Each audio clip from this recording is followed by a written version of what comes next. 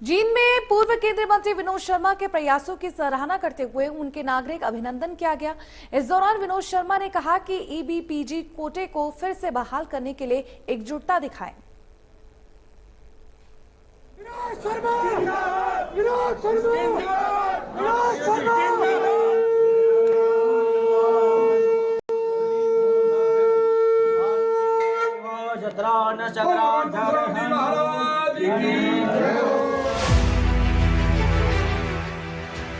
जींद में ब्राह्मण समाज की ओर से पूर्व केंद्रीय मंत्री विनोद शर्मा का भव्य स्वागत किया गया।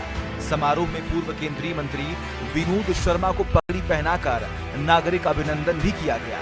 इस अभिनंदन कार्यक्रम का आयोजन जींद की ब्राह्मण धर्मशाला में हुआ, जिसमें गायक महावीर गुड्डू, मासूम शर्मा और वेद प्रकाश कौशिक ने मंच पर शानदार प्रस्तुतियां दी।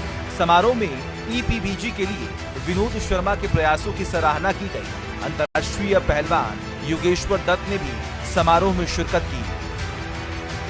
इस मौके पर पूर्व केंद्रीय मंत्री विनोद शर्मा ने कश्मीरी पंडितों के साथ पहले हुई घटना पर दुख व्यक्त करते हुए ब्राह्मण समाज से आह्वान किया कि हर जिले में 2 रिजोल्यूशन पास किए जाएं, जिसमें सबसे पहले कश्मीरी पंडितों के विस्थापन के लिए धन इकट्ठा किया जाए।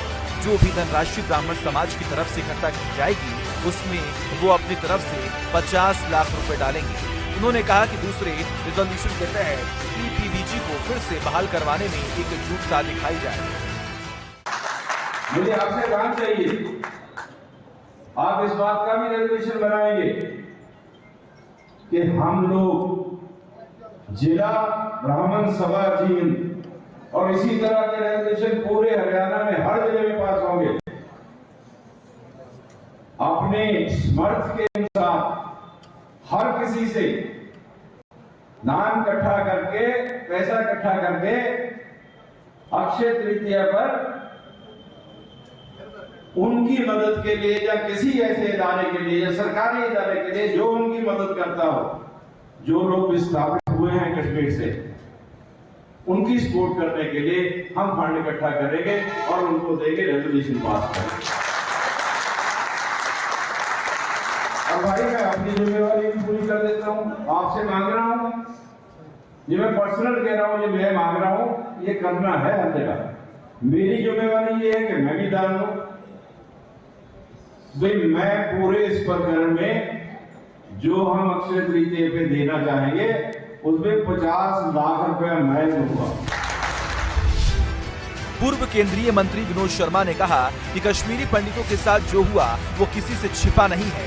ऐसे में सरकार को चाहिए कि सुप्रीम कोर्ट से सिटिंग जज के माध्यम से कश्मीरी पंडितों के साथ हुए अन्याय की जांच करवाई जाए।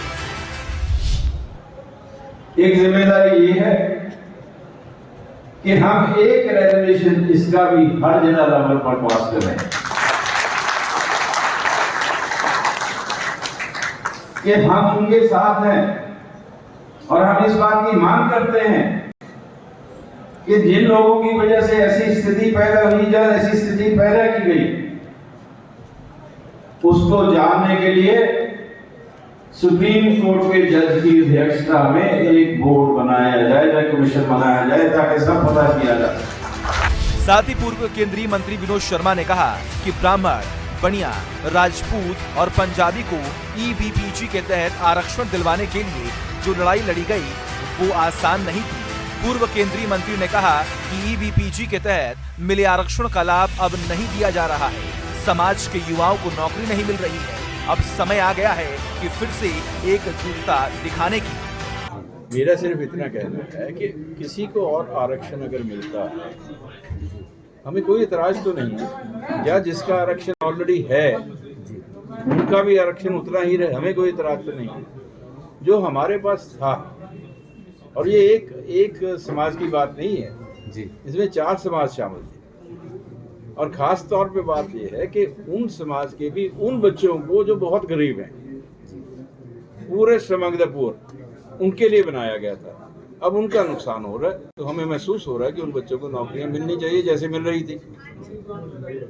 उसका फायदा था और बहुत से बच्चों को फायदा हुआ, अब नहीं हो रहा होगा, तो उसको फिर से लागू करना चाहिए। आपको बता दें कि आर्थिक रूप से पिछड़े स्वर समाज को मिले 10% कोटे के तहत सैकड़ों युवाओं को नौकरियां मिली हैं।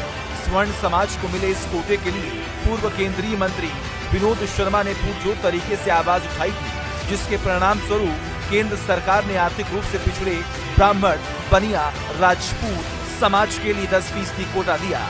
जींद से रोहतास बोरा की रिपोर्ट, इंडिया न्यूज हरियाणा।